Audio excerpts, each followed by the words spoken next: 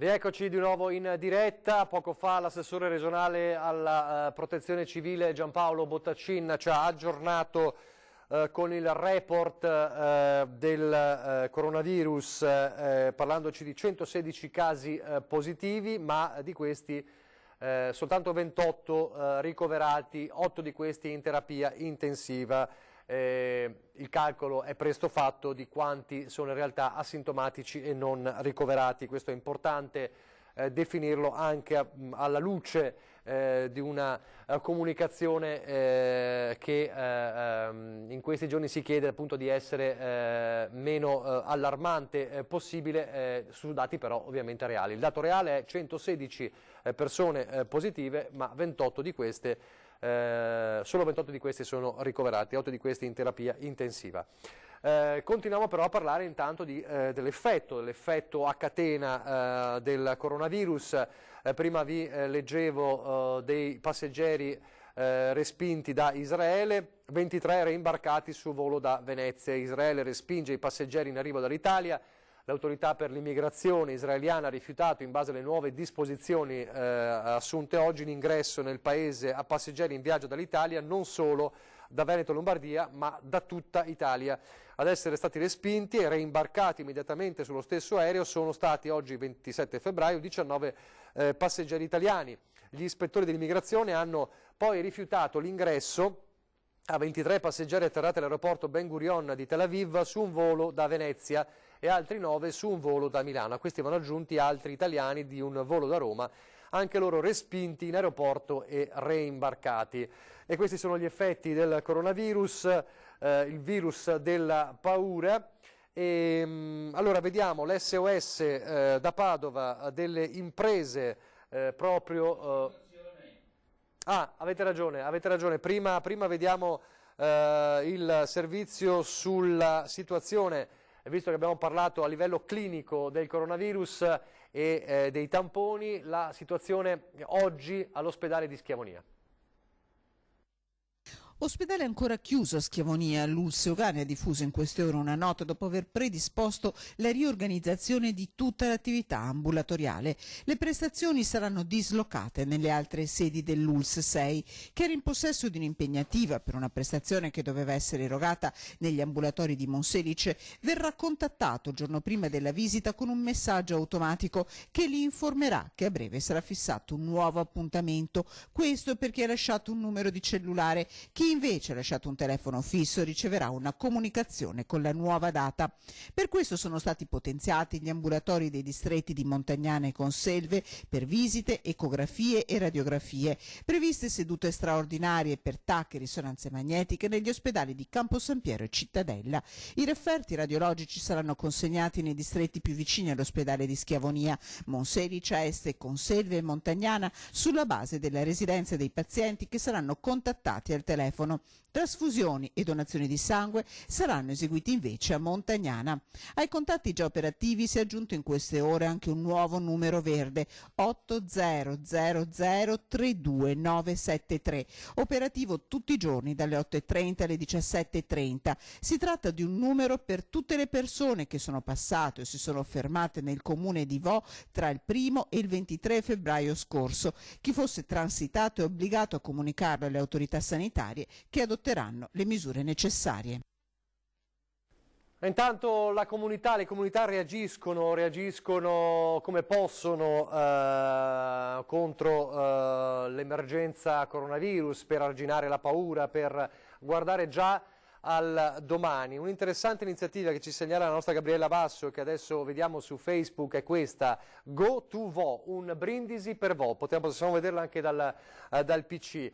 Il 29 di marzo, magari poi cerchiamo di contattare anche chi sta organizzando questa manifestazione. Allora, di cosa si tratta? Appena passerà, scrivono gli organizzatori, questa tempesta, fermo restando la necessità di rispettare le indicazioni delle autorità, ci andiamo a riprendere Vo. Ridaremo vita a questo paesino stupendo con le bici, con le vespe e con le moto. Ci aspettano pranzi e cene deliziose. L'idea è semplice: invadere pacificamente con qualsiasi mezzo, meglio se 2 ruote. Una volta arrivati in Piazza Liberazione ognuno andrà a mangiare e bere dove preferisce, ma l'importante è coprire il più possibile tutti i fantastici ristoranti del territorio.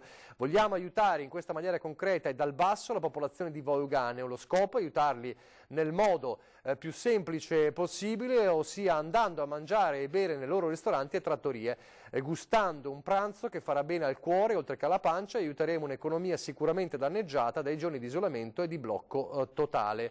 E quindi quando le misure di contenimento verranno tolte per Vo Euganeo, come sapete restano le indicazioni fino almeno avanti ancora, ovviamente, rispetto all'ordinanza regionale che invece riguarda l'intero territorio, che dovrebbe scadere il 1° marzo. E noi iniziamo a organizzarci, voi tenete botta, e quindi per il 29 di marzo viene organizzata dalle 12 alle 15 questa iniziativa Go to Vo, davvero singolare, davvero particolare questa iniziativa. Magari cerchiamo di farci dare qualche dettaglio in più dagli organizzatori. È il Veneto, il territorio che guarda oltre e reagisce anche con iniziative come questa. Intanto se avete non abbiamo ancora nulla, allora facciamo così, potremmo rivedere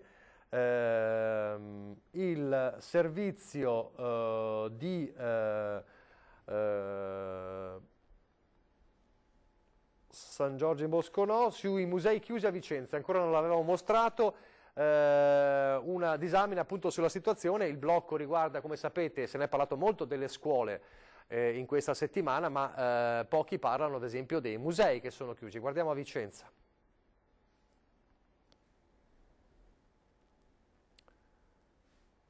Numero 19, se vi può aiutare nella scaletta. No, diciamo che è verso il termine. Da Vicenza. Bene.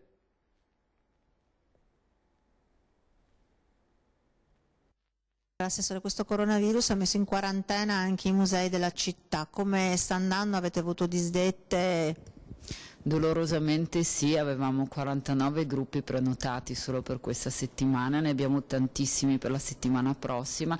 Pensate che solo il circuito museale aveva 1250 persone prenotate, tra l'altro moltissime dall'estero, dalla Russia e dal Giappone. I cartelli campeggiano ai cancelli e alle porte dei gioielli culturali di Vicenza, dalla Basilica Palladiana, dove è in corso la mostra Ritratto di donna, al Teatro Olimpico, dove all'interno rimangono solo gli addetti, porte chiuse anche a Palazzo Chiericati, come al Museo Palladio. L'ordinanza è chiara: per evitare aggregazioni di persone anche i luoghi della cultura rimarranno chiusi fino al 1° marzo ed intanto hanno disdetto e chiaramente abbiamo, come dire, risolto tutte le problematiche. La fortuna, leggiamola positivamente, la maggior parte delle persone hanno chiesto di ritornare, quindi non hanno chiesto il rimborso, ma semplicemente di spostare la visita più avanti. Di questo li ringraziamo, e soprattutto è molto positivo il trend, cioè la cultura vicentina sta crescendo moltissimo, perché il confronto dei dati, pur con queste disdette del 2020 un po' sfortunato in questo momento col 2019, conferma comunque un più 25%. Basilica Palladiana chiusa, mostra off limits causa coronavirus, ma l'amministrazione corre ai ripari. La mostra in questo momento è confermata fino a Pasqua Pasquetta, quindi 12-13 aprile. Stiamo lavorando per prorogarla fino al 3 maggio. Per 2 fattori: uno, effettivamente la grande richiesta di poterla visitare, soprattutto in un periodo magari così più facile, no? Col bel tempo la gente si muove anche molto più volentieri, e poi sicuramente perché l'emergenza coronavirus, questa chiusura stoppata per questa settimana, e speriamo che si fermi qui, ci ha in qualche modo imposto una riflessione per poter soddisfare le persone che appunto hanno chiesto, ovviamente hanno dovuto disdire questa visita, ma hanno chiesto di poterla confermare più avanti. Pochi effettivamente i turisti a passeggio per la città del Palladio, anche se qualche gruppo in mancanza di musei aperti si è avventurato per le vie storiche cittadine, accompagnate dalle parole della guida turistica, vanno alla scoperta della città e dei suoi palazzi. Intanto l'assessore regionale allo sviluppo economico Marcato ha inviato la convocazione del tavolo di concertazione delle categorie economiche, allargato per l'occasione ai principali enti fieristici per affrontare il tema dell'emergenza coronavirus, e sarà convocato lunedì 2 marzo alle 10 nella sala polifunzionale del Palazzo della Regione di Venezia, come anticipato in occasione dell'incontro di martedì. Marcato dice: ho convocato il tavolo tecnico con le categorie per fare il punto della situazione e condividere delle linee strategiche di intervento. Sarà occasione nella quale affrontare, dice Marcato, in maniera specifica le ricadute, quindi settore per settore, sulle attività produttive dell'emergenza coronavirus che stiamo vivendo in tutta la regione e in gran parte delle regioni del nord Italia, con le pesanti ricadute. L'obiettivo è condividere un percorso e identificare le misure attraverso le quali supportare le nostre imprese, e si tratta di unire le forze e trovare la via per risollevare la nostra economia dopo questa situazione di emergenza, così dice Marcato, che ha quindi convocato per il 2 marzo, quindi per lunedì, questo tavolo di categorie. Tornando invece alla situazione clinica, così possiamo dire, mentre vi ricordo che il dato è quello di 116 casi positivi aggiornato poco fa dall'assessore regionale Bottaccini, ma di questi solo 28 sono ricoverati, 8 di questi in terapia intensiva. Il cluster principale resta Voi Euganeo con 51 casi, segue con 22 Treviso, ma poi vi dirò adesso nel dettaglio, sono praticamente tutti asintomatici, quasi tutti. Restando allora a Treviso, le parole del capo della procura di Treviso, Michele Dalla Costa, che dice: non ci sono ipotesi di reato, non mi sembra vi siano spazi investigativi. Ci riferiamo all'apertura del fascicolo sulla morte di Luciana Mangiò, la seconda vittima veneta, la signora Di Paese. Lo ha detto appunto Dalla Costa rispondendo a una domanda su eventuali sviluppi sul fascicolo per atti relativi, aperto appunto ieri in seguito al decesso della paziente trevigiana riconosciuta positiva al test per coronavirus. Abbiamo chiesto, dice Dalla Costa, copia della cartella clinica e credo non sia necessaria l'autopsia. Le verifiche giudiziarie, ha anche spiegato il magistrato, sono state avviate così come avviene per ogni notizia di decesso, quindi è un atto dovuto, che le forze di polizia ritengano di dover annotare nei loro mattinali. Quindi dice il capo della procura di Treviso: non ci sono ipotesi di reato e quindi non mi sembra vi siano spazi investigativi, probabilmente non verrà eseguita l'autopsia. Questo per chiarire ad esempio l'apertura dei fascicoli, l'apertura delle inchieste, dell'inchiesta sulla morte di Luciana Mangiò. Abbiamo quel servizio? Su Confartigianato? Non ancora. Riusciamo a contattare Matteo Menapace, benissimo, che quindi ci può raccontare di questa splendida iniziativa di Go to Vo, un brindisi per Vo, davvero bella come iniziativa per guardare avanti, insomma, in mezzo a tanto psicosi, a tanto pessimismo di questi giorni. Vediamo se ci sono altri aggiornamenti importanti. Ecco, volevo darvi il dato aggiornato, vediamo se riesco a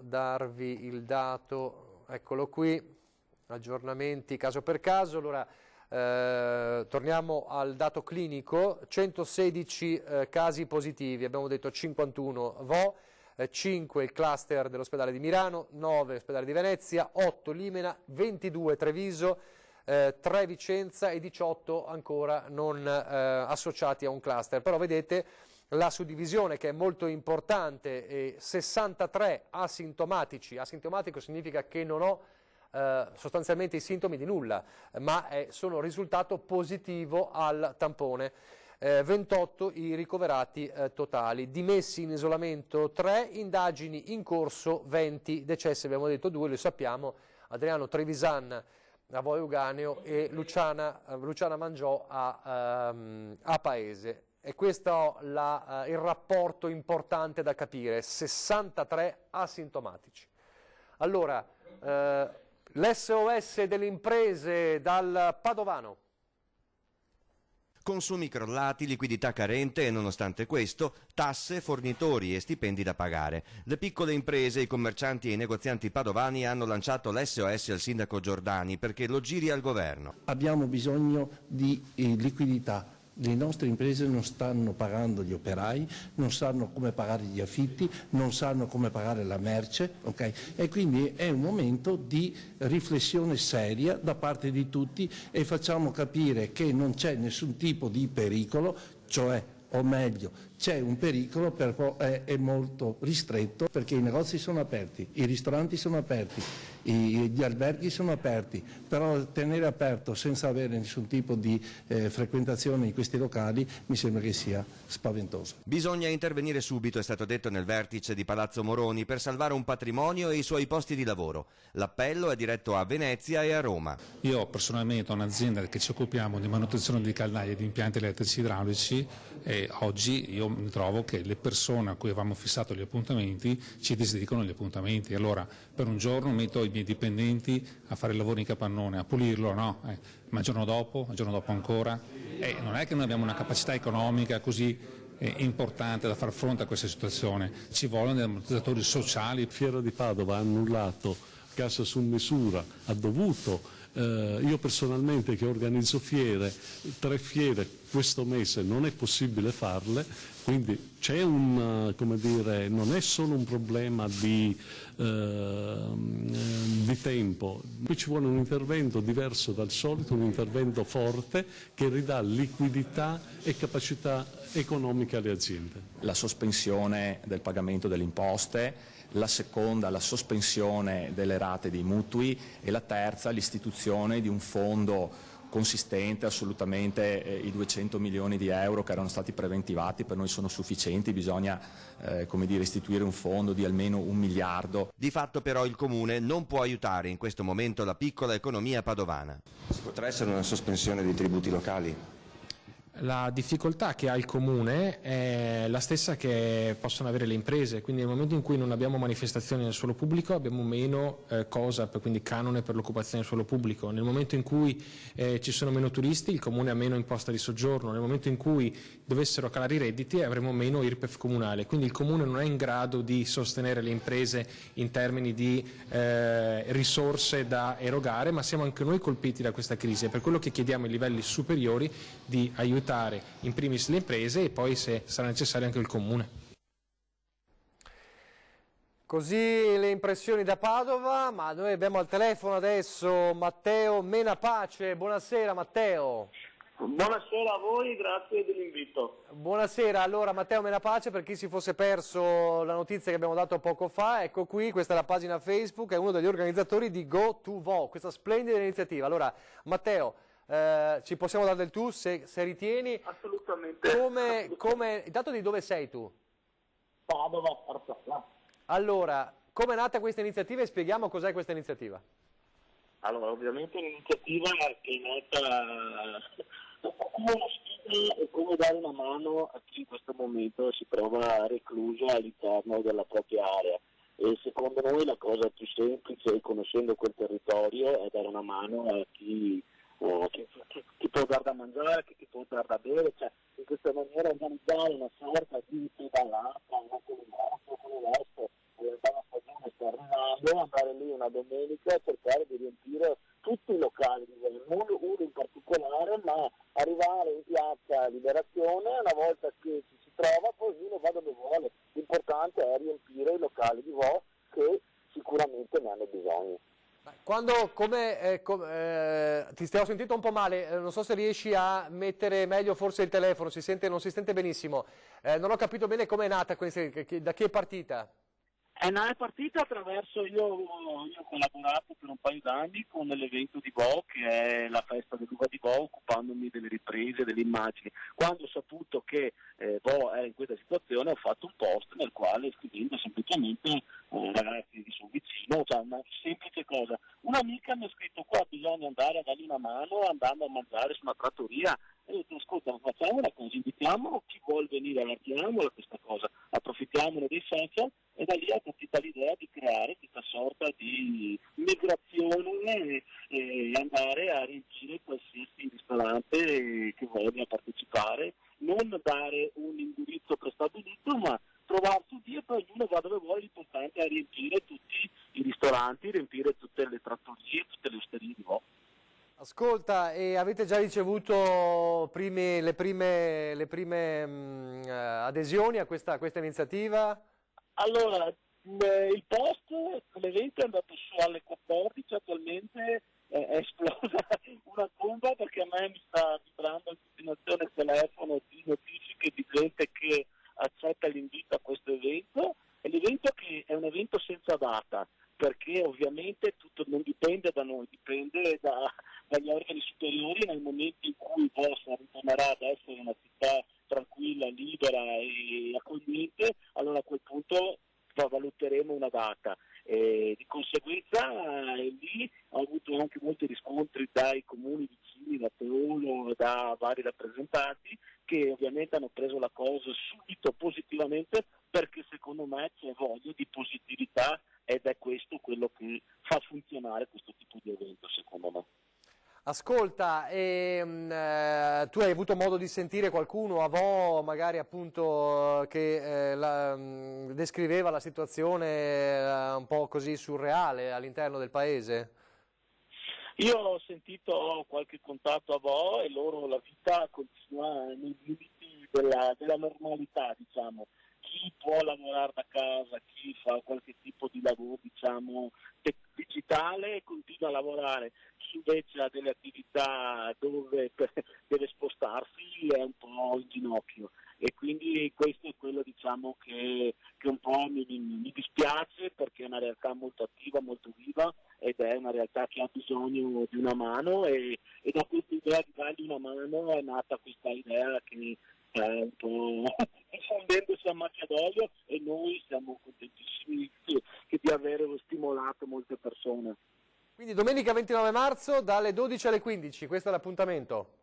No, io metto in chiaro una cosa, allora, l'evento non ha una data, è stata messa il 29 marzo come data ipotetica, non ha una data perché nel momento in cui Vo ritorna, tra virgolette, libera, a quel punto vediamo se il 29 marzo può essere una data utile, o anticiparlo o posticiparlo. Non dipende da noi. Per creare un evento su Facebook devi per forza mettere una data, non puoi lasciare quel campo libero. Di conseguenza noi abbiamo indicato la data del 29 come data ipotetica, può essere che sia quello o può essere che sia prima o dopo.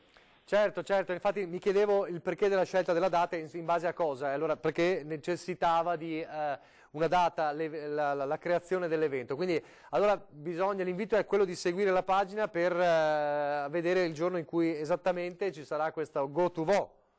Go to Vo, certo, sì, no, assolutamente, hai spiegato benissimo la cosa, infatti molti mi chiedono ma è il 29, ma perché, ecco, diciamo che l'evento non ha una data al momento attuale, ma perché tecnicamente non è possibile darla.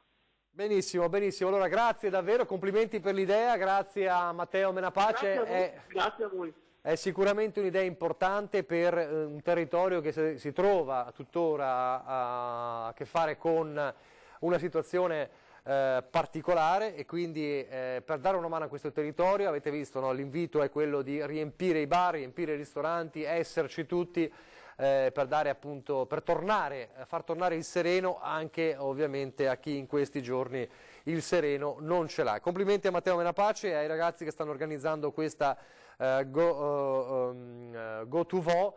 E allora la data non è ancora esattamente fissata, allora bisognerà aggiornarsi ogni tanto sulla pagina Facebook. Mi dice forse Marco Stabile che potremmo fare un collegamento a breve, non so se prima o dopo la pubblicità, potremmo farlo a questo punto dopo la pubblicità, quando si ricollegherà. Allora io direi pubblicità, poi altri servizi, ci colleghiamo con Trieste, siamo a ridosso del telegiornale del Veneto, ma ancora tante notizie da mostrarvi e da farvi sentire.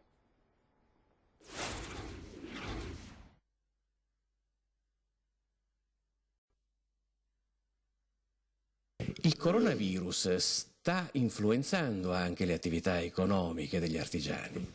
Direi senz'altro sì, si può vedere a occhio nudo, Venezia è deserta, è una situazione che diciamo è un po' lunga nel tempo, perché c'è stata prima l'acqua alta che gli artigiani hanno subito in una maniera incredibile, poi un carnevale a metà, gli artigiani attendevano di rifarsi un po' i bilanci delle loro aziende con il carnevale, invece il carnevale è stato interrotto, forse per certi versi anche troppo tardi, però questo è successo di fatto, e adesso questa vicenda del coronavirus rende la città deserta, sembra un paesaggio quasi lunare girare per la città di Venezia, ed evidentemente le attività economiche ne risentono in maniera incredibile. Ne risentono un po' tutte o c'è qualche categoria che sta soffrendo di più? Per il momento sono le categorie,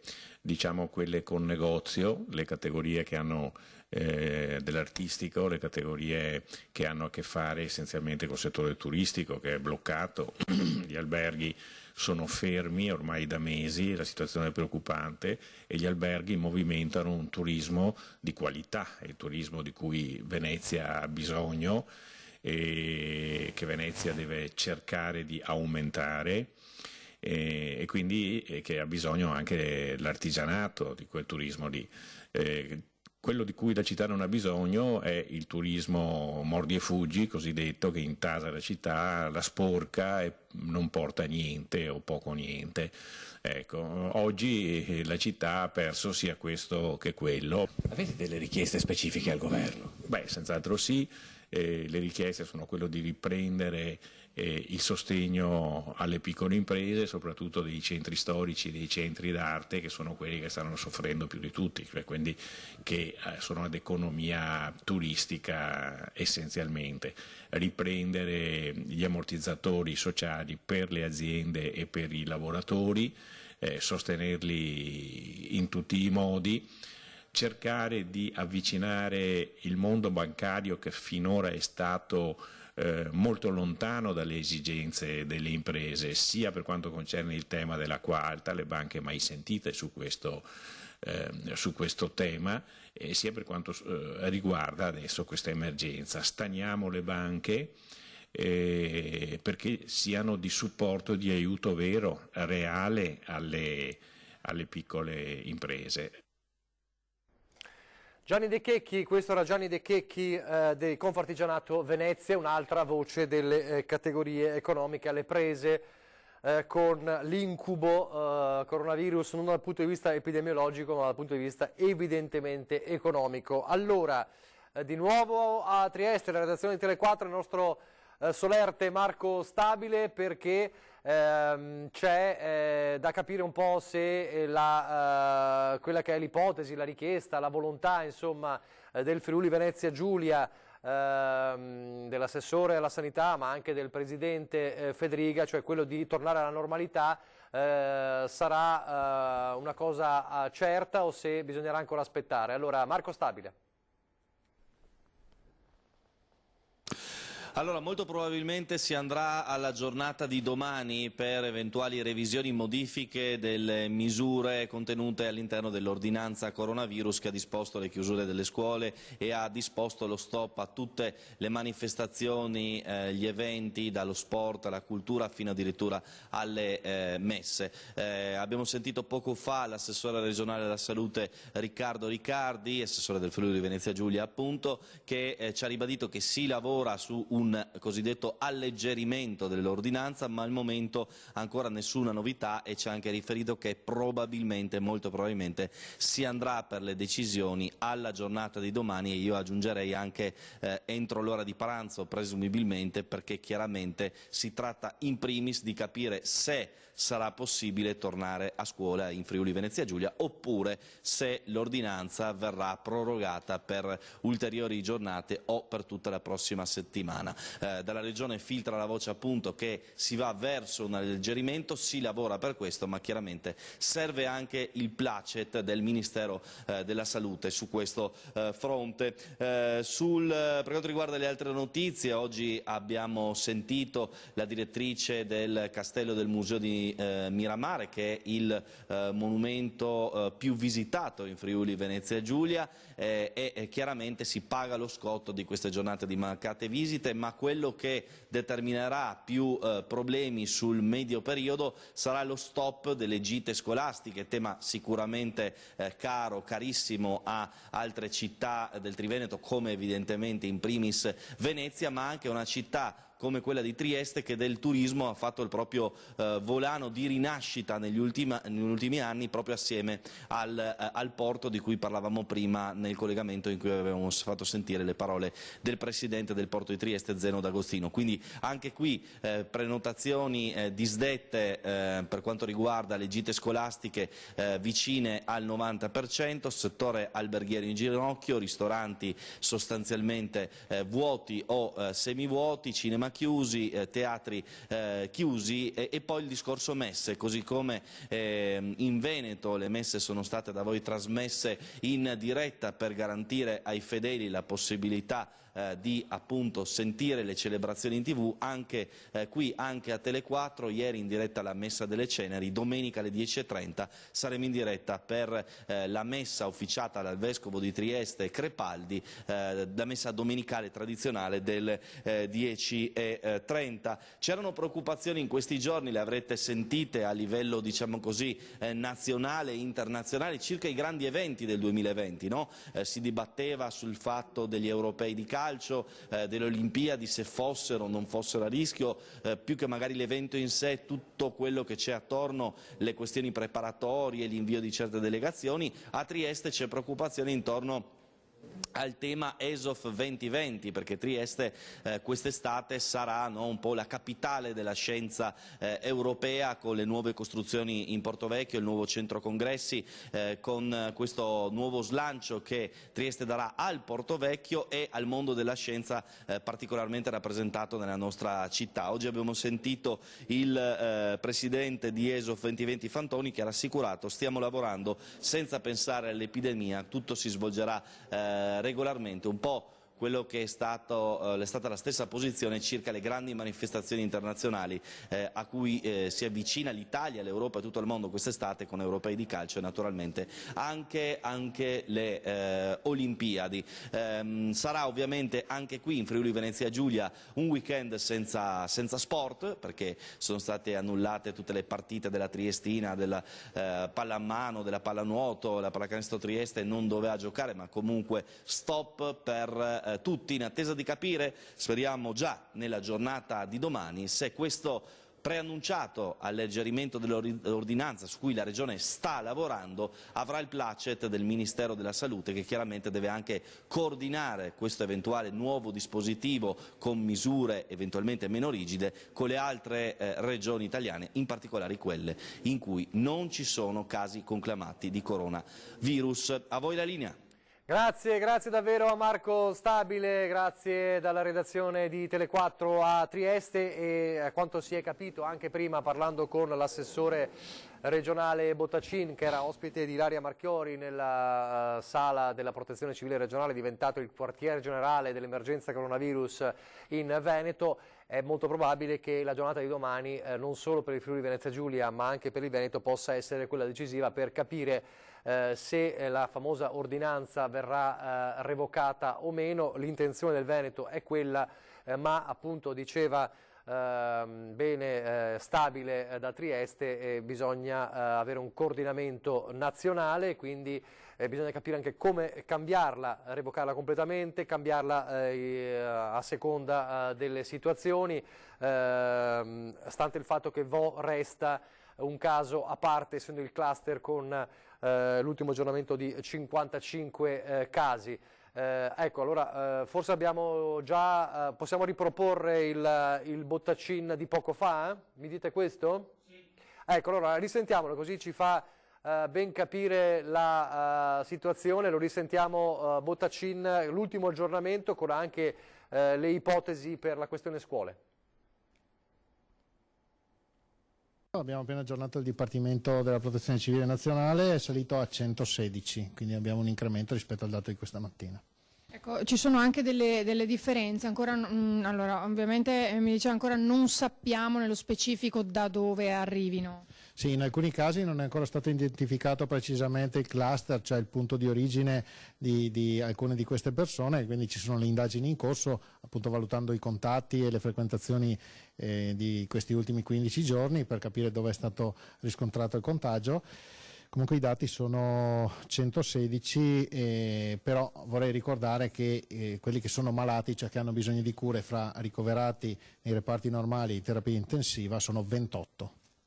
Ecco, questo lo ricordiamo perché insomma è anche giusto specificarlo. Riusciamo ad avere anche una suddivisione per provincia, possiamo capire con qualche altro dato in più? I dati attuali per quanto riguarda i cluster sono 51 a Vo in provincia di Padova, 5 a Milano, Venezia 9, Limena 8, Treviso 22, Vicenza 3, anche se a Vicenza stanno verificando perché sembra che alcuni siano associati a cluster di altre province, appunto quelle di Venezia e di Padova. E ci sono 18 indagini in corso su altri casi appunto che stanno per essere valutati a seconda delle frequentazioni, dei collegamenti, dei contatti che hanno avuto in questi ultimi 15 giorni, insomma il periodo di incubazione. Ecco, alla luce di questi dati, Assessore, potrebbe cambiare qualcosa, potrebbe accadere qualcosa nei prossimi giorni? Cosa si deve aspettare la cittadinanza? Lo so che state valutando, ci sono tavoli permanenti, si cerca di capire mano a mano, però al momento si ha qualche informazione in più? Ma per quanto riguarda il Comune di Vo, penso che per le prossime giornate cambierà poco. Per quanto riguarda il resto del territorio del Veneto, salvo situazioni specifiche particolari puntuali, il Presidente della Giunta regionale Zaia è in collegamento con il Ministro Speranza appunto per decidere come procedere. Credo che però la decisione sarà domani. Quindi domani noi potremmo sapere, molto probabilmente con certezza, se lunedì riapriranno le scuole, se l'ordinanza sarà prorogata o meno. Sì, il Presidente già si è espresso sulla sua intenzione, ovviamente bisogna sentire il Governo e ripeto, il Presidente è in contatto col Ministro e quindi stanno facendo le valutazioni del caso, però vista l'ora io credo che si avrà la certezza domani. Allora queste sono le parole dell'assessore regionale Bottacin, fanno il paio un po' con quello che diceva Marco Stabile da Trieste, anche se dobbiamo ricordare che il Friuli Venezia Giulia non ha casi di positività, 0, 116 invece in Veneto, però di questi 28 soltanto ricoverati, 8 di questi in terapia intensiva. Una notizia importante a livello clinico, e adesso risentiremo anche il professor Crisanti da Padova. I ricercatori dell'ospedale Sacco di Milano hanno isolato il ceppo italiano del coronavirus. Lo ha annunciato all'ANSA il professor Massimo Galli, direttore dell'Istituto di Scienze Biomediche, che ha illustrato i risultati del lavoro di ricerca che procede ininterrottamente da domenica scorsa, coordinato dalla professoressa Claudia Balotta. E ancora sempre su questo, vediamo una continuazione di questa notizia. Abbiamo isolato il virus di 4 pazienti di Codogno, spiega il professor Galli, aggiungendo che siamo riusciti a isolare virus autoctoni molto simili tra loro, ma con le differenze legate allo sviluppo in ogni singolo paziente. Si tratta di una scoperta che consentirà ai ricercatori di seguire le sequenze molecolari e tracciare ogni singolo virus per capire cosa è successo, come ha fatto a circolare e in quanto tempo, quindi per fare un'indagine davvero straordinaria su come si è sviluppato e si è diffuso così rapidamente da noi. Il passo successivo sarà quello di studiare lo sviluppo di anticorpi e quindi di vaccini e di cure da parte dei laboratori farmaceutici. Questo fa il paio con la ricerca che è in atto a Padova, che è quella appunto di combattere il coronavirus. Allora sentiamo il professor Crisanti, Andrea Crisanti, intervistato stamane dalla nostra redazione di Padova. Abbiamo fatto circa 4.500 test, li abbiamo fatti alle persone che avevano manifestato sintomi respiratori gravi, li abbiamo fatti a persone che manifestavano sintomatologia respiratoria lieve e a tutti i contatti dei casi confermati. Noi facciamo circa 1.500 test al giorno, che è la nostra massima capacità, ma già prima che in qualche modo questa epidemia si manifestasse in Veneto, noi avevamo già trasferito la tecnologia a diversi centri, quindi in questo momento qui in Veneto esistono perlomeno 5-6 centri che sono in grado di fare test. Chi deve fare i test adesso? Ma guardi, il test lo devono fare tutte le persone sintomatiche, sia che abbiano una sintomatologia respiratoria grave che abbiano una sintomatologia respiratoria lieve, e tutti i contatti dei casi confermati. Ci sono due opzioni, una eliminare, una convivere col virus, va bene?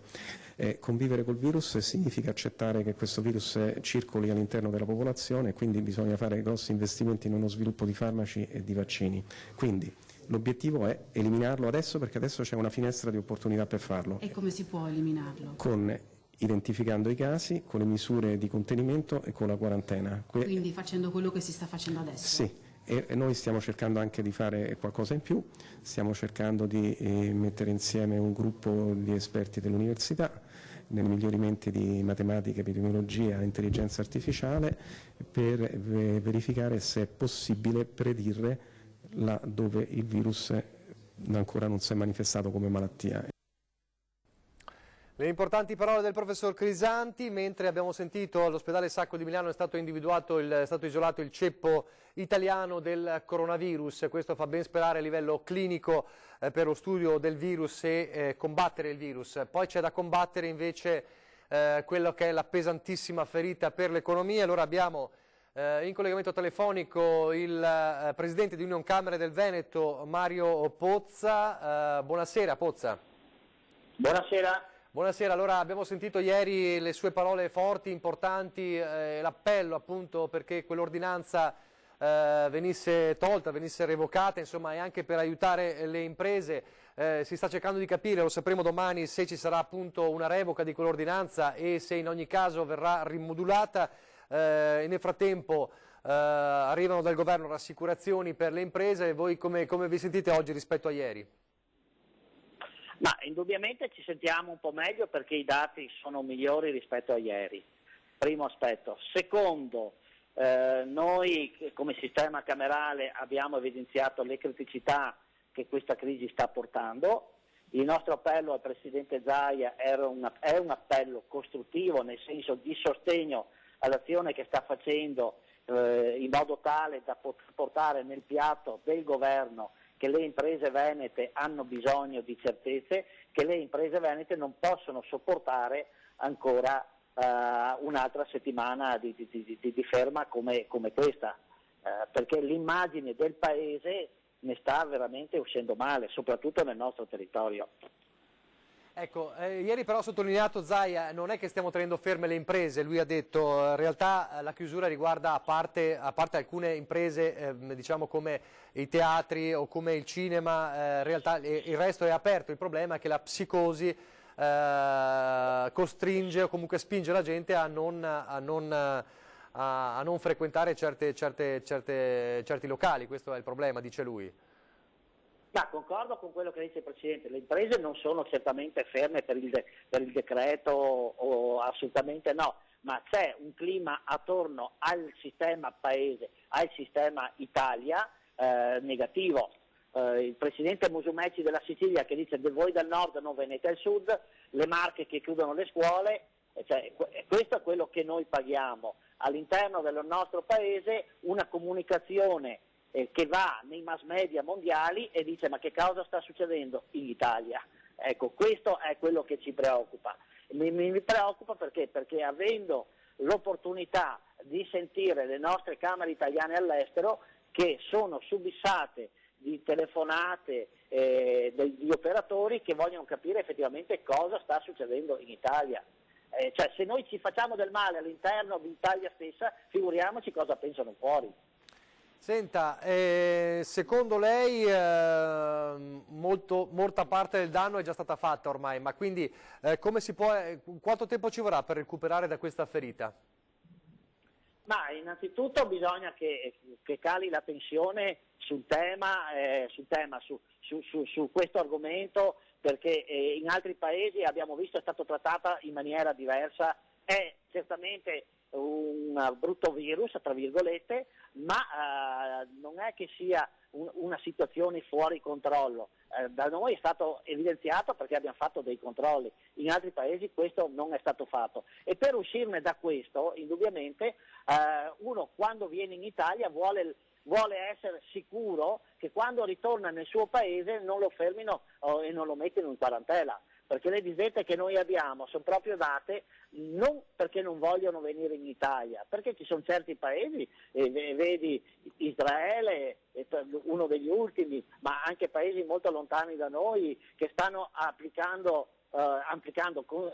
dicendo ai loro concittadini non andate in Italia. Ma la stessa comunità a Bruxelles, i deputati che vengono messi in quarantena, insomma, è questo il problema, capisci?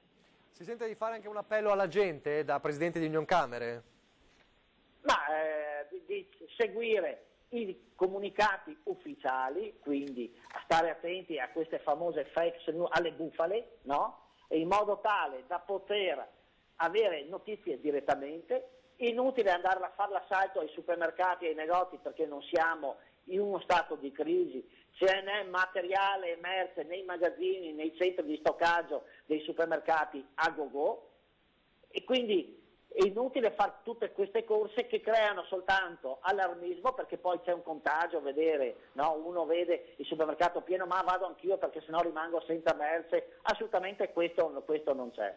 Di stare un po' più tranquilli e sereni, e se c'è qualche problema fisico di influenzale, e saperlo che è un'influenza, e indubbiamente chi ha delle patologie si rivolge al suo medico, ma però indubbiamente bisogna avere un po' di consapevolezza che il nostro paese è un paese di eccellenza sanitaria. Se vengono a curarsi qui da tutta Italia, ditemelo voi, perché vengono? Se fossimo l'ultima regione in campo sanitario non saremmo tra le prime regioni dove il turismo sanitario è molto importante. Senta, l'ultima domanda: il 2 marzo viene convocato il tavolo di concertazione delle categorie economiche, ovviamente ci sarete anche voi, cosa porterete allora in regione, che altre istanze? Ma guardi, noi domani mattina in Unioncamere avremo con i presidenti delle Camere Veneto un incontro con la stampa dove presenteremo la posizione del sistema camerale Veneto, quindi delle 550.000 imprese che iscritte alle Camere di Commercio Veneto sono l'economia di tutta la nostra regione. La Camera di Commercio sono deputate a promuovere l'economia in tutti i suoi aspetti, quindi dal turismo all'agricoltura al manifatturiero, e noi stiamo facendo tutti gli sforzi possibili per mettere risorse in campo. Noi presenteremo domani dati certi su quali possono essere le risorse se il governo nazionale adotta dei provvedimenti tempestivi per liberare queste risorse, che sono soldi delle imprese venete, non sono soldi dello Stato, non sono soldi che vengono tolti dal bilancio dello Stato, quindi delle tasse, sono soldi delle imprese del Veneto che servono per sostenere l'economia veneta. In questo momento, con la crisi del coronavirus, ancora maggiormente c'è bisogno di questo massiccio intervento. Non chiediamo un centesimo a nessuno, ma solo ridateci i nostri soldi e dateci la possibilità di spenderli per far sì che l'economia del Veneto, la seconda o la terza economia, dipende da qualche decimale in più o in meno, del nostro paese. Se si ferma il Veneto, si ferma una parte importantissima dell'economia nazionale, e quindi non si andranno a pagare reddito di cittadinanza, non si andranno a buttare ancora soldi in Alitalia, adesso abbiamo Rai Italy, abbiamo l'Ilva, cioè tutte queste risorse da dove vengono? Da dove ci sono le imprese? Certo. È un messaggio molto chiaro. Allora domani faremo il punto con voi della situazione e poi porterete queste istanze. Grazie allora a Mario Pozza, Presidente di Unioncamere del Veneto, grazie davvero per il suo contributo. Non si può non si può certo fermare il Veneto, bisogna andare chiaramente avanti. Allora, lancio la pubblicità fra pochissimo, solo per darvi un ultimo aggiornamento a livello nazionale con 650 persone positive al coronavirus, l'ho appena detto il commissario Borrelli. Ci sono anche altri 3 decessi in Lombardia, tutti di ultra ottantenni, ma ci sono contemporaneamente altre 3 persone guarite in Lombardia con un totale di 40. Ecco, la bilancia, diciamo, la bilancia della situazione. Lo ricordo, 116 le persone positive in Veneto, 28 però di queste soltanto ricoverate in ospedale, 8 di queste in terapia intensiva. Le altre sono persone asintomatiche e quindi non ricoverate. Allora, adesso lanciamo la pubblicità, poi al rientro con Marta Marangon per il TG del Veneto e continuando ovviamente a parlare anche di coronavirus, ma anche di altre notizie dal Veneto.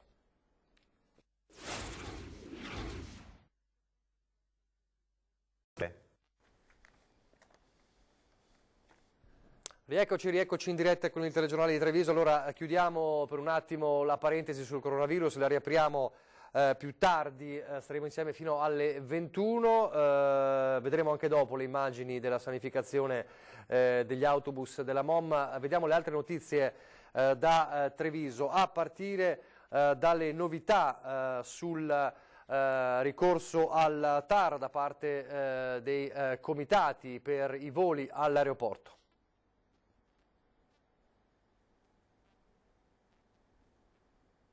Il TAR ha deciso per l'ennesima volta di non decidere. È arrabbiato il vice sindaco di Quinto di Treviso Mauro D'Alzilio. L'udienza in programma ieri in tribunale non ha risolto l'annosa questione del numero dei voli dell'aeroporto Canova. Il comune di Quinto da anni è in rotta di collisione con Save e chiede da tempo venga rispettata l'indicazione del Ministero dell'Ambiente.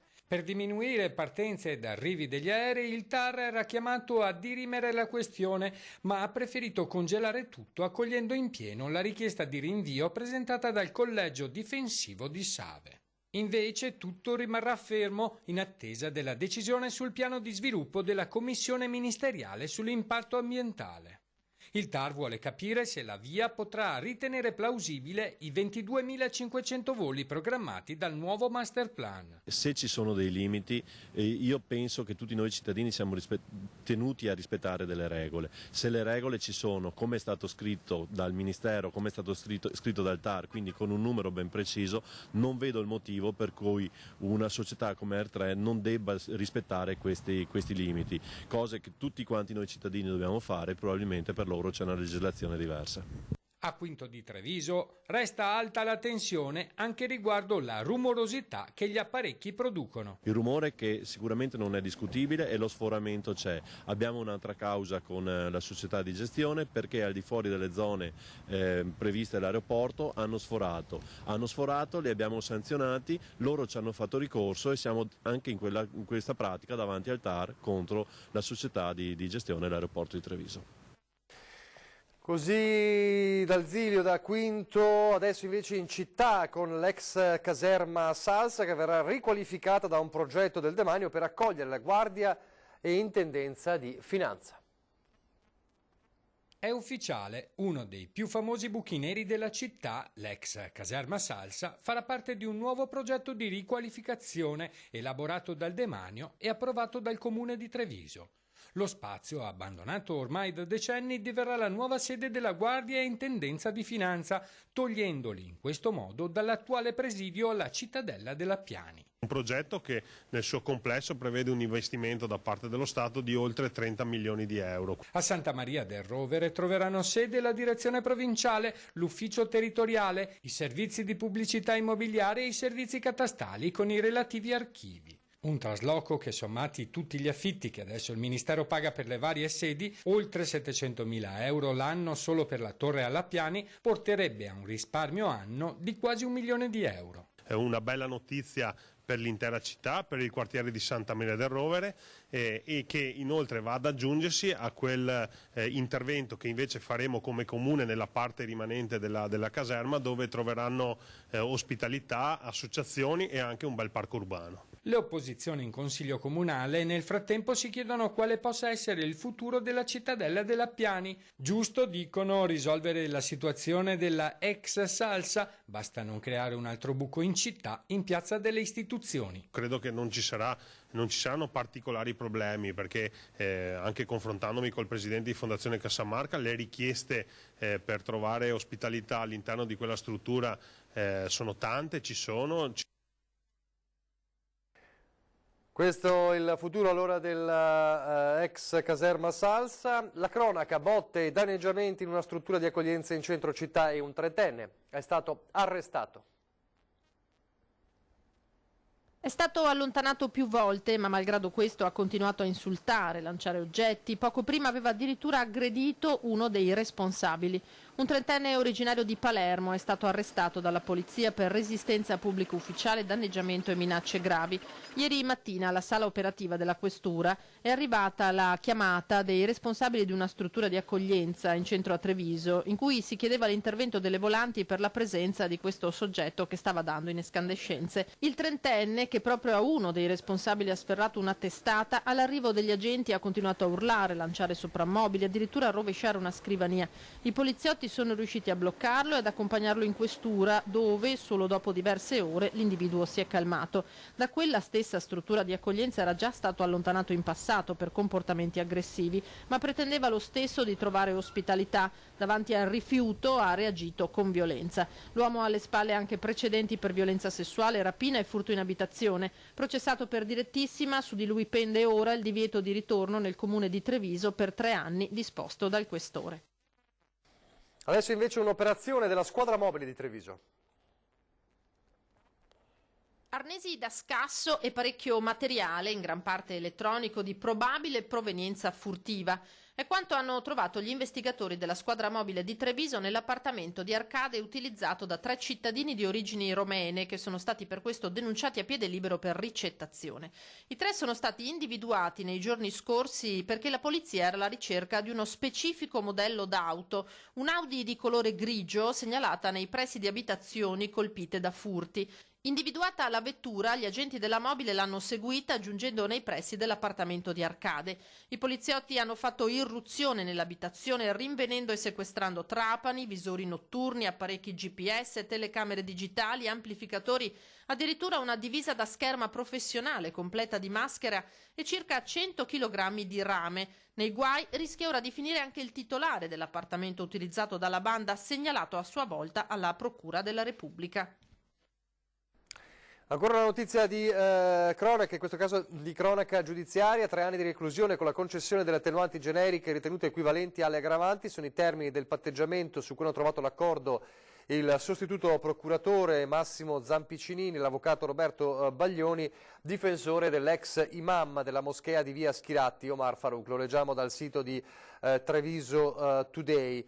Il patteggiamento sarà ratificato il prossimo 5 marzo davanti al giudice dell'udienza preliminare Angelo Mascolo. L'applicazione della pena al 36enne fino a luglio scorso, sguida spirituale, lo ricorderete, delle comunità di musulmani bengalesi di Pieve di Soligo, contempla anche il reato di violenza privata, oltre a quello di maltrattamenti ai danni di minori, ed è superiore ai limiti entro cui è concessa la sospensione condizionale. Omar Farouk, che attualmente si trova agli arresti domiciliari a Mestre, nella casa in cui si è trasferito con la famiglia dopo essere stato indagato, è accusato, lo ricordiamo, di aver picchiato i piccoli alunni della sua scuola coranica, bambini tra i 5 e gli 11 anni a cui l'uomo avrebbe inflitto crudeli punizioni quando non riuscivano a recitare le sure del Corano a memoria.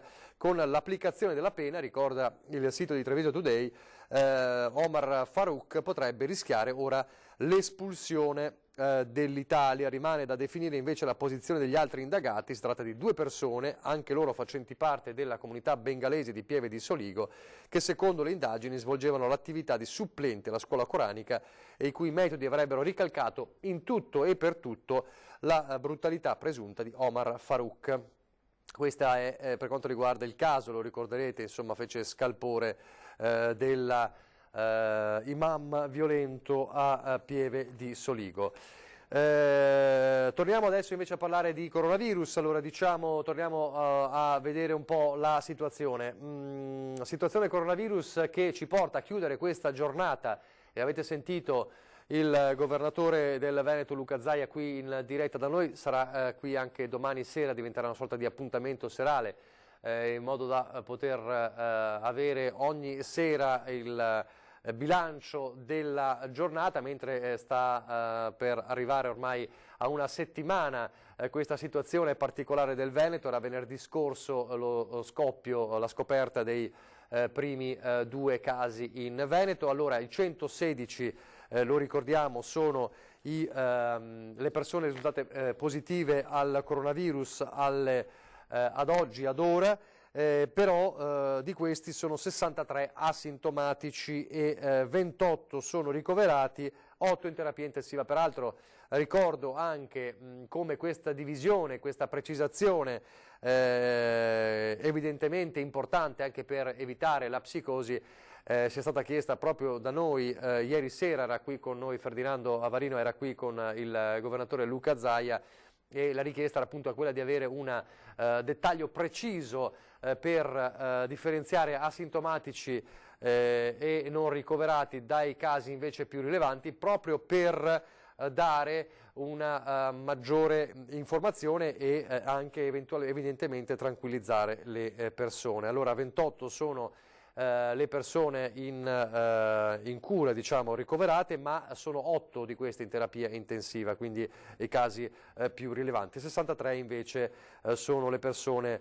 asintomatiche. Nel dettaglio trevigiano, anzi nel dettaglio totale, ricordiamo 51 persone a Vo, resta il cluster più importante, poi 5 nel cluster dell'ospedale di Milano, 9 nel cluster dell'ospedale di Venezia, 8 nel cluster di Limena, 22 in quello di Treviso, che come numero dunque è il secondo dietro a Vo, ma di questi 22, 20 sono asintomatici, e in questi 22 rientra anche la signora deceduta.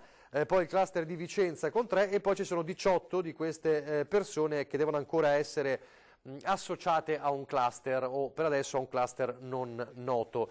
Una cosa importante che riguarda le scuole, avete sentito proprio Zaia qui da noi, visto che ci state chiedendo in tantissimi, soprattutto le mamme, i genitori, ma anche le maestre. Allora la volontà del Veneto è quella di riaprirle e quindi di modificare l'ordinanza anche nel senso dei teatri, dei cinema, delle discoteche, in questo senso. Però avete sentito, dovrà essere una decisione presa con il Ministero della Salute e validata sulla base di un sì da parte della comunità scientifica. Cioè, il discorso è questo, visto che molti hanno chiamato preoccupati.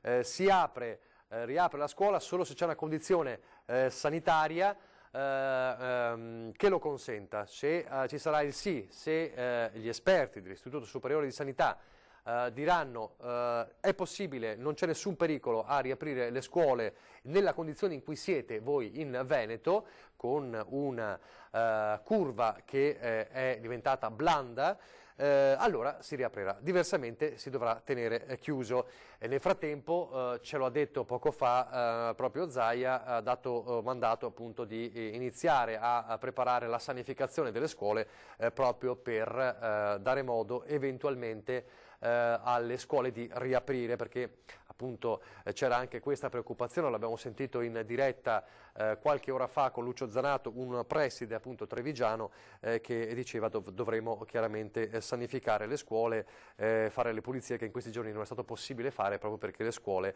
erano chiuse. In ogni caso, e questo è molto importante da ricordare, dovesse anche esserci la revoca dell'ordinanza, la Regione ricorda che le scuole di Vo Euganeo, che sono oggetto del decreto ministeriale, quindi fanno parte della cosiddetta zona rossa, e una scuola di Limena dove si è registrato il caso della bimba di 8 anni all'interno degli 8 casi positivi del cluster di Limena, ricordiamo però bimba asintomatica, in ogni caso quelle scuole resterebbero chiuse, cioè le scuole di Vo Euganeo e la scuola di Limena dove si è registrato il caso positivo al virus. Il plesso di Limena, fa sapere la Regione, interessa circa 180 bambini.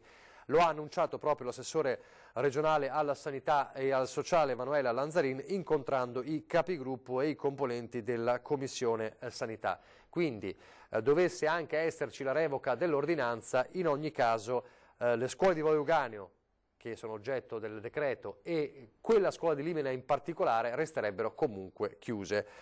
Sono oltre 6.000 i tamponi eseguiti in Veneto, fa sapere la Regione, 116 appunto i casi positivi. Un altro dato importante che adesso recuperiamo riguarda appunto i test per l'accertamento della positività al coronavirus. 6.800 i test arrivati all'azienda ospedaliera di Padova. Quelli di cui è attualmente disponibile la refertazione sono 6.065 provenienti da Padova, 233 provenienti da Venezia, 85 provenienti da Treviso e 44 provenienti da Verona. Gli altri sono in corso di refertazione. Su oltre 6.800 test, 116 la positività, e quindi è quell'1,7% di cui si parlava proprio con Zaia. Allora, cosa possiamo far vedere per tornare a parlare di coronavirus? Forse... Sì, allora, visto che abbiamo parlato di Vo, dove in ogni caso, ordinanza revocata o meno, le scuole resteranno chiuse perché sono oggetto appunto del cluster più importante, la situazione oggi di Vo Euganeo. Varco numero 1, via Bagnara Bassa. Si entra nel territorio di Zovon di Vo da qui. A sorvegliarlo carabinieri e polizia. Chi lo attraversa solo su stretta autorizzazione da parte della prefettura viene controllato. Il suo nome è appuntato. I cittadini di Vo vengono riforniti quotidianamente di generi alimentari, di farmaci urgenti, non solo. Mercoledì a un condominio che rischiava di restare al freddo è stato portato carburante domestico per alimentare la caldaia. Tutto fatto in tempi minimi. L'obiettivo, più volte dichiarato, è quello di cercare di conservare ai cittadini una normalità. C'è chi a Vo manca da più settimane, come Chiara Nardo, atleta paralimpica che si stava allenando in Umbria, qui preoccupata per i suoi cani rimasti all'interno. Io sono stata, fra virgolette, fortunata perché già dal 10 di febbraio che manco da Vo. Scusate. E quando si è saputa la cosa al 20 di circa, il 21, infatti ero a Piediluco ad allenarmi con la squadra paralimpica. Di canottaggio, giusto? Sì, di pararowing, canottaggio, che si sta preparando per le Olimpiadi di Tokyo.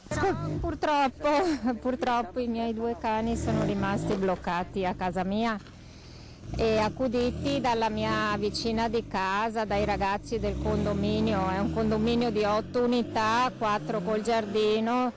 Infatti i miei cani avevano a disposizione mezza casa più tutto il giardino, 3 sacchi di crocchette, quindi per quello sono tranquilla. Tutti negativi i suoi vicini, racconta Chiara Nardo, che alla fine i cani li dovrà lasciare dove sono. Con lei anche la mamma Rinalda. Mia figlia era in ritiro a Piediluco con la nazionale di canottaggio, però abbiamo i cani qua. Allora adesso non so chi e come me li portano là e li chiamiamo, li portiamo via. Anche gli animali domestici sono al centro delle preoccupazioni degli abitanti di Vo. Sto consegnando del cibo per gatti. Ci di là un signore che lo aspetta e sì che devo consegnarlo. Da dove arriva? Io arrivo da Cervarese. E quello è il suo amico? In centro di Vo. Sì che devo consegnare perché anche loro devono mangiare, suppongo, no? Il pacco viene lasciato, un veloce saluto all'amico arrivato per prenderlo in consegna. Negativo anche lui, ci racconta l'amico arrivato da Cervarese Santa Croce. Con umanità e pazienza continua incessante l'opera delle forze dell'ordine che si alternano ai 10 posti di blocco sparsi nel territorio che, tra le altre cose, ogni giorno fanno avere il laccio di quotidiani all'anziano che li aspetta con ansia ogni mattina. E poi c'è l'ospedale di Schiavonia, un'altra giornata intensa, guardiamo come è andata. Ospedale ancora chiuso a Schiavonia. L'ULSS Euganea ha diffuso in queste ore una nota dopo aver predisposto la riorganizzazione di tutta l'attività ambulatoriale. Le prestazioni saranno dislocate nelle altre sedi dell'ULSS 6, che era in possesso di un'impegnativa per una prestazione che doveva essere erogata negli ambulatori di Monselice. Verrà contattato il giorno prima della visita con un messaggio automatico che li informerà che a breve sarà fissato un nuovo appuntamento. Questo perché ha lasciato un numero di cellulare. Chi invece ha lasciato un telefono fisso riceverà una comunicazione con la nuova data. Per questo sono stati potenziati gli ambulatori dei distretti di Montagnana e Conselve per visite, ecografie e radiografie. Previste sedute straordinarie per TAC e risonanze magnetiche negli ospedali di Campo San Piero e Cittadella. I referti radiologici saranno consegnati nei distretti più vicini all'ospedale di Schiavonia, Monselice, Este, Conselve e Montagnana, sulla base della residenza dei pazienti che saranno contattati al telefono. Trasfusioni e donazioni di sangue saranno eseguiti invece a Montagnana. Ai contatti già operativi si è aggiunto in queste ore anche un nuovo numero verde, 800032973, operativo tutti i giorni dalle 8:30 alle 17:30. Si tratta di un numero per tutte le persone che sono passate o si sono fermate nel comune di Vo tra il 1° e il 23 febbraio scorso. Chi fosse transitato è obbligato a comunicarlo alle autorità sanitarie che adotteranno le misure necessarie. Ne abbiamo parlato prima con il caso della bimba di 8 anni, la scuola che dovrà restare necessariamente chiusa, allora la giornata a Limena. Ore febbrili in comune a Limena, dove il sindaco Stefano Tonazzo sta cercando veramente di fare sintesi sulle varie indicazioni che arrivano dalle autorità regionali, in particolar modo da quelle sanitarie. Intanto ci sono delle buone notizie, e cioè i presenti all'interno del distretto sanitario di Limena, al momento in cui è stato conclamato il primo caso, il paziente 1 di questo cluster, sono risultati tutti negativi al test. Ci sono in totale 7 residenti a Limena, un minore non residente nel comune coinvolti, e su questo si stanno man mano facendo prendendo tutti i provvedimenti del caso. I numeri intanto sono importanti. Tecnicamente le informazioni in mio possesso parlano di un positivo attualmente ricoverato in ospedale e 6 in quarantena fiduciaria domiciliare, quindi i casi a Limena sono 7. E poi probabilmente c'è un'interpretazione diversa, perché c'è un minore che non è residente a Limena ma che in qualche modo frequentava Limena, e quindi a seconda di come vengono dati i numeri, quindi si parla dell'8° caso, però i nominativi in mio possesso appunto si parla di 6 più 1. Ecco, allora parliamo adesso del minore. Si tratta di una bambina, ormai è un dato risaputo, di 8 anni, e lei frequentava invece una scuola primaria del suo comune. E vengono adottati dei provvedimenti in questo momento relativamente a questa scuola, e se si può sapere anche il nome della scuola? Allora, assolutamente sì, la scuola verrà sanificata. Sono in collegamento, ovviamente quasi ogni ora ci sentiamo con l'ufficio igiene del Dipartimento di Prevenzione dell'ASL 6, e che mi è già stato comunicato che in questo momento i genitori dei minori che erano in classe con la minore vengono contattati per triage telefonico per presenza eventuale di sintomi, ma non viene fatto automaticamente il tampone. Verranno messi in quarantena fiduciaria solo i minori, non i genitori. Mentre la scuola verrà cautelativamente chiusa. Sto aspettando il decreto del governatore Luca Zaia, l'ordinanza, chiedo scusa, che dovrà dirmi eventualmente per che periodo chiudere la scuola. L'ufficio igiene avevamo fatto una valutazione, ma ripeto, questo è solo un dato perché ormai le famiglie si organizzino, attorno al 10 marzo. Okay. Quindi la scuola è chiusa, si tratta di una scuola primaria, non c'è un nido, non c'è... No, scuola, sì, lei me l'aveva chiesto, comunque si può dire, è la scuola Francesco Petrarca di Limena. Sono circa 180 frequentanti e quindi 180 famiglie, gli allunghiamo le ferie, che non è una battuta, però vorrei anche sottolineare che Limena non è in quarantena, che stiamo gestendo la questione, è assolutamente sotto controllo. Tutti i casi, a parte il ricoverato, sono asintomatici e stanno bene. Grazie a Dio, soprattutto la bambina sta bene. Quindi cerchiamo di tranquillizzarci, i locali sono aperti, i supermercati sono riforniti, le aziende stanno lavorando. Ovviamente la fobia fa la sua parte, però cerco di dare un messaggio di serenità e di tranquillità. Ecco, lei stesso è qui praticamente H24, in contatto costante con le autorità regionali. Non l'hanno abbandonata in questo momento, Sindaco? No, assolutamente no. C'è stato un primo momento di caos, ma il caos era dovuto proprio alla difficoltà di capire se quello che si stava attuando a Vo era effettivamente un qualcosa che dopo potesse funzionare anche per gli altri comuni cluster. Adesso devo dire che da 48 ore, nelle ultime 48 ore, siamo assolutamente in contatto e ogni volta che alziamo un telefono ci rispondono. Guardate, non voglio far politica, ma devo dire che la persona più disponibile in questo momento è il governatore Luca Zaia, che in qualsiasi ora io lo chiamo e lui mi risponde e non so come faccia. In tutte le città prosegue intanto la sanificazione dei mezzi pubblici, iniziata fin da subito evidentemente proprio per rendersi operativi e affrontare l'emergenza. Vediamo allora come viene effettuata ogni sera la sanificazione del tram di Mestre.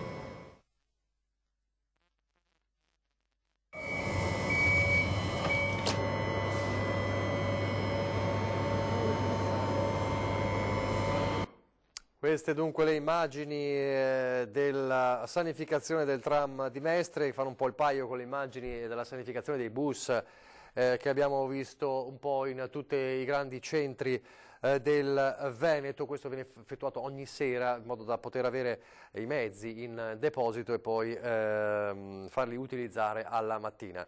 La giornata di oggi è stata importante sul fronte degli incontri tra la Regione e i medici, le varie categorie dei medici.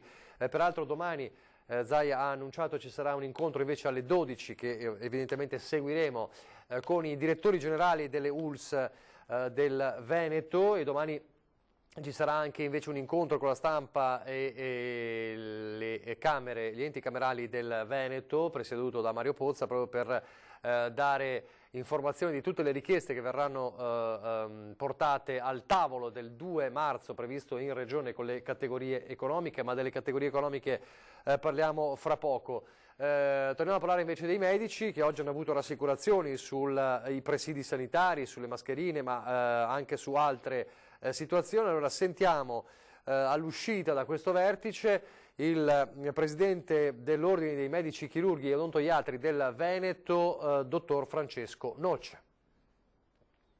Direi che stiamo facendo delle prove di un'emergenza, e questo ci aiuta ad oliare bene la macchina di una sanità che comunque già nel Veneto funziona bene, però capite bene che in una situazione di emergenza che è capitata nel giro poi di pochi giorni, la situazione è comunque sempre in divenire, però essendo sempre in contatto con tutte le istituzioni, con la Regione, ma anche con le prefetture, con le procure, con tutte le istituzioni, stiamo alla Protezione Civile, stiamo facendo proprio un modo di oliare bene la macchina perché non ci siano problemi per la popolazione. In modo particolare avete sentito anche dagli altri colleghi, per quanto riguarda la medicina generale, con tutto quello che si sta predisponendo, non ultimo anche di dare la possibilità ai medici di visitare i pazienti in videoconferenza, magari quelli che hanno particolari situazioni magari di contagio, di criticità e che sono a casa magari in quarantena, così possono essere seguiti rimanendo al loro domicilio e non essendo ricoverati. Il vero problema è quello di limitare il più possibile il propagarsi di questi contagi, perché sono le persone più fragili poi quelle che sono più soggette poi a complicazioni, ed essendo queste poi magari dovendo essere ricoverate in terapia intensiva, i posti letto non sono infiniti in terapia intensiva. Quindi per queste persone si potrebbe verificare il caso che potrebbero non avere le cure che sono loro necessarie, perché dovrebbero essere messe in ventilazione assistita, quindi ci sono problemi abbastanza rilevanti. Quindi limitiamo il contagio, è quello che stiamo cercando di fare in tutti i modi. La situazione si sta evolvendo sempre di più, speriamo di limitare. La prevenzione è l'unica cosa. Raccomandiamo sempre alla popolazione di non allarmarsi, di fare una vita normale prendendo le precauzioni che vengono date sia dal Ministero sia dagli ordini dei medici, cioè quello di levarsi. Se dovessero riaprire le scuole, voi siete concordi oppure no lunedì? Vediamo in questi giorni, oggi siamo a giovedì, quindi ora di lunedì vedremo. Se la situazione rimane quella attuale direi di sì che siamo concordi. Questi i medici, insomma, dopo il tavolo di oggi in Regione. Poi c'è la questione turismo. Una nota, diciamo, una nota in controtendenza che viene dal sud in queste ore, ne abbiamo parlato in questi giorni, insomma, Ischia, quella famosa ordinanza poi cancellata dal prefetto di Napoli, i turisti veneti e lombardi che non vengono accolti, eccetera. Una voce fuori dal coro, Federalberghi Eolie, siamo in Sicilia, Lipari. Il nostro paese non è il lazzaretto d'Europa per come viene rappresentato, ma un posto sicuro e il più bello del mondo. Le nostre isole, come sempre, non vedono l'ora di accogliere al meglio i turisti italiani e stranieri interessati alla nostra destinazione, provenienti da tutte le latitudini e da tutte le regioni d'Italia. Lo ha affermato il presidente di Federalberghi Eolie, Cristian Del Bono.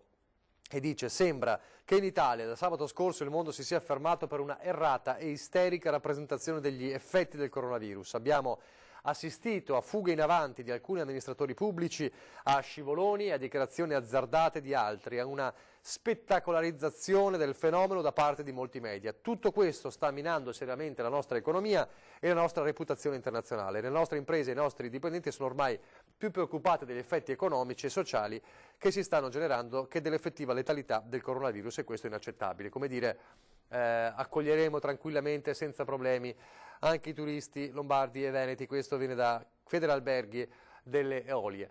Resta il fatto che il turismo è probabilmente il comparto più colpito dagli effetti negativi del coronavirus a livello mediatico, soprattutto all'estero. Tra le varie tante voci del settore turistico a Venezia c'è anche un settore particolare che è quello delle guide turistiche di Venezia, che fanno il punto della situazione con il presidente dell'associazione Guide Turistiche di Venezia, Stefano Croce, ai microfoni di Filippo Fois. Com'è la situazione dal vostro osservatorio? Allora, è un osservatorio interessante perché noi siamo un po' diffusi sul territorio veneziano, parliamo naturalmente della Venezia, delle isole del centro storico. E la situazione è meravigliosa da un certo punto di vista, ma è terribile dall'altro. Meravigliosa perché Venezia ha pochissime persone, è una Venezia bellissima, tra l'altro c'è pure il bel tempo in questi giorni, quindi una Venezia vivibilissima. Dico vivibilissima perché a parte appunto le restrizioni dovute ai cinema, ai musei, alcune chiese, ma è una città veramente piacevole da vivere. Il problema, cioè l'altro lato della medaglia, è che per noi e per il comparto del turismo in genere è una città che non dà più lavoro. Di quanto è calato il volume d'affari? Il mio è calato in modo totale perché le prossime settimane ho avuto tutte cancellazioni. Non è un periodo di altissima stagione, lo sappiamo, però comunque si lavora sempre a Venezia e il futuro a brevissimo è un futuro totalmente di non lavoro, non solo per me ma per molti dei miei colleghi. Chi non sta più venendo? Chi sta cancellando le visite? Un po' tutti, italiani, stranieri? Stanno cancellando un po' tutti sia dall'Italia anche, ma soprattutto dall'estero. Io credo che si sia ingenerata un po' una psicosi che va oltre proprio i dati sostanziali, cioè che in Italia sia rischioso venire, quindi alcuni paesi hanno sconsigliato l'Italia, lo sappiamo, lo leggiamo, e questo però va oltre, appunto, dicevo, i dati veri, perché guardiamoci attorno, ci sono poche persone ma nessuno ha la mascherina, cioè noi continuiamo a frequentarci, non succede niente, quindi diciamo che questo ha creato un grosso colpo all'economia turistica veneziana e bisogna dire che Venezia ha questo problema, che soprattutto nell'ultimo periodo il turismo è diventato l'unica industria di questa città e se manca questo crolla un po' l'economia della città. E Venezia ha il suo gioiello, la Basilica di San Marco, dove ieri, grazie ad Antena 3 e Rete Veneta, tantissimi fedeli hanno potuto assistere alla celebrazione della messa del mercoledì delle Ceneri, particolare evidentemente perché l'ordinanza impone di funzioni religiose senza la presenza dei fedeli a porte chiuse, ma grazie all'accordo con il Patriarcato che ci consentirà anche il 1° di marzo, domenica, di assistere alla celebrazione alla Basilica della Salute, della Madonna della Salute. Bene, grazie a questo accordo ieri in tantissimi avete potuto assistere alla Messa delle Ceneri.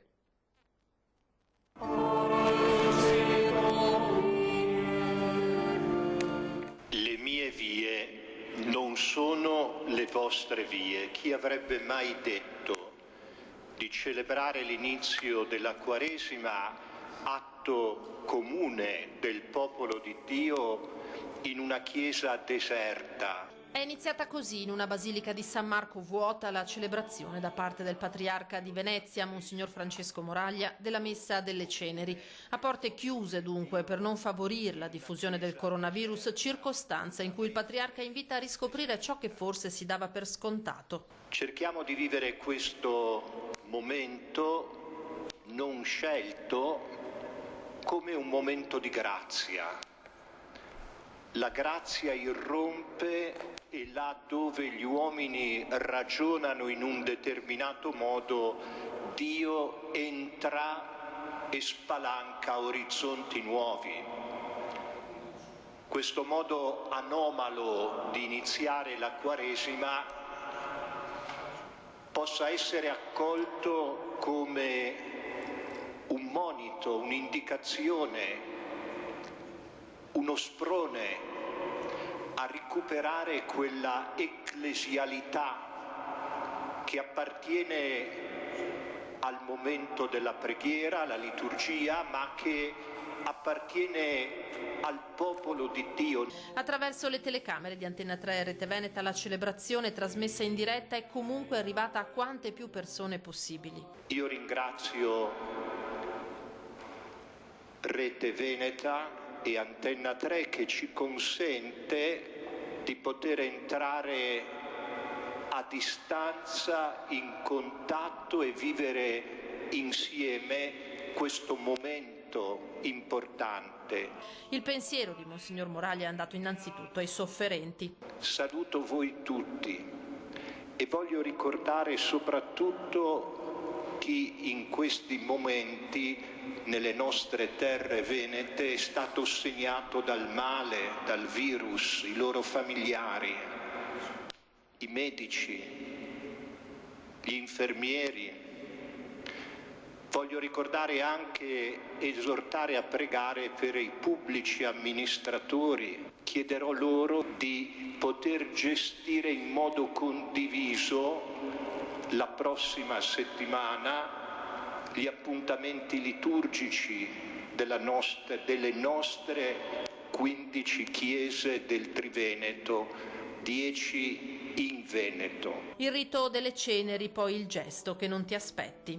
In questo momento il popolo non è potuto convenire e allora Gesù, il suo Signore, giunge al sagrato, là dove il sacro e il profano si uniscono, speriamo in un'alleanza feconda per il bene delle nostre terre, della nostra città. Il patriarca porta all'esterno il Santissimo Sacramento, un gesto di vicinanza ai fedeli e ai parroci, dice una benedizione per una città anch'essa provata, ferita, che domenica, nella celebrazione in programma dalle 11, di nuovo in diretta su Antena 3 Rete Veneta, si affiderà alla Madonna della Salute.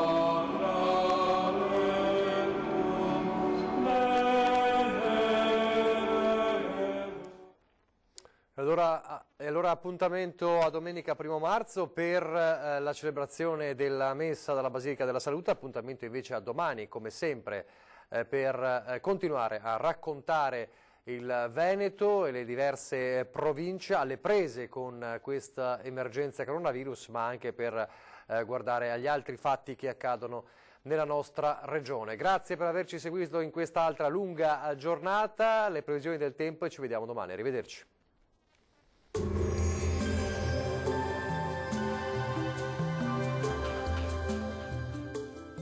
Vello, azienda che opera nella raccolta dei rifiuti da 40 anni, leader nella carta da macero. Bentrovati al meteo. Pressione in aumento sul nostro territorio. La giornata di venerdì 28 febbraio sarà all'insegna del tempo stabile, ma diamo uno sguardo più approfondito alla situazione. Sul Veneto avremo una splendida giornata soleggiata, il cielo, vedete, si presenterà sereno o al massimo poco nuvoloso. Non si escludono tuttavia nubi basse e locali nebbie al mattino sulle aree pianeggianti, ma in rapido dissolvimento. Temperature minime tra -2 e 6 gradi, valori massimi invece in lieve aumento tra 10 e 15 gradi all'incirca. Ci spostiamo ora sul Friuli Venezia Giulia, anche qui avremo sole su tutti i settori, cielo sereno o al massimo con poche nubi a carattere sparso. Temperature minime tra lo 0 e i 5 gradi, massime invece tra 12 e 13 gradi. Uno sguardo infine al Trentino Alto Adige, anche qui sarà soleggiato, solo con qualche nube sui settori alpini di confine. Temperature minime fino a -1 grado, massime tra 10 e 11 gradi. Dal meteo è tutto, vi auguro un buon proseguimento in compagnia di Antenna 3. Arrivederci.